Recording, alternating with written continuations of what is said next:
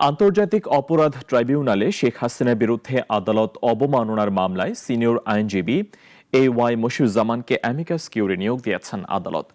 গুম হত্যা মামলায় অভিযোগ গঠনের পাশাপাশি নিরাপত্তা ও পুনর্বাসনের দাবি তুলেছেন ভুক্তভোগীরা। বিস্তারিত জানাচ্ছেন মুনিয়া জোথে।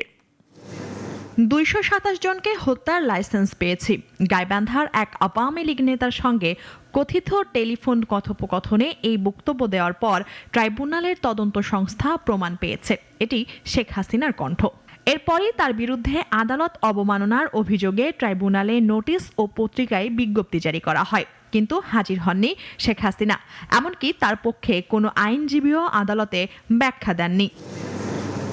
এই প্রেক্ষাপটে বৃহস্পতিবার সিনিয়র আইনজীবী AY মশিউজ্জামানকে অ্যামিকাস কিউরি হিসেবে নিয়োগ দেয় আন্তর্জাতিক অপরাধ ট্রাইব্যুনাল।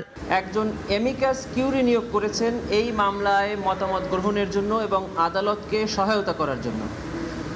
সুপ্রিম কোর্টের সিনিয়র অ্যাডভোকেট AY মশিউজ্জামান সাহেবকে, যিনি সুপ্রিম কোর্ট বারের সাবেক সম্পাদক ছিলেন, ট্রাইব্যুনাল স্বপ্রণোদিত হয়ে উনাকে এই মামলায় ট্রাইব্যুনালকে সহায়তা করার জন্য, এই আসামিদের পক্ষে এবং ট্রাইব্যুনাল এই আইনের ব্যাখ্যা দেওয়ার জন্য ওনাকে অ্যামিকাস কিউরি হিসেবে নিয়োগ করেছেন এবং জুন মাসের 25 তারিখে ফার্দার হিয়ারিং এবং ডিসপোজালের জন্য দিন ধার্য করেছেন। প্রধান কৌশলীর বিশেষ পরামর্শক টবি ক্যাডম্যানের মতে বিচার ব্যবস্থায় আন্তর্জাতিক মান রক্ষা করা হচ্ছে।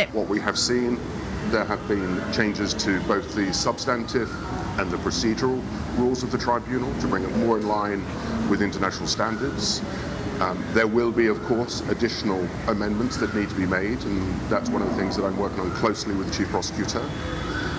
We have seen the creation of a second tribunal. I believe that there is a requirement for more judges to be appointed.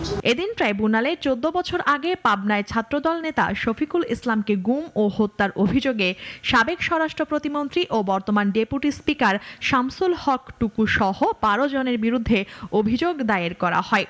গুম থেকে ফিরে আসা একাধিক ভুক্তভোগী ট্রাইব্যুনালের কাছে নিরাপত্তা ও পুনর্বাসনের দাবি জানিয়েছেন।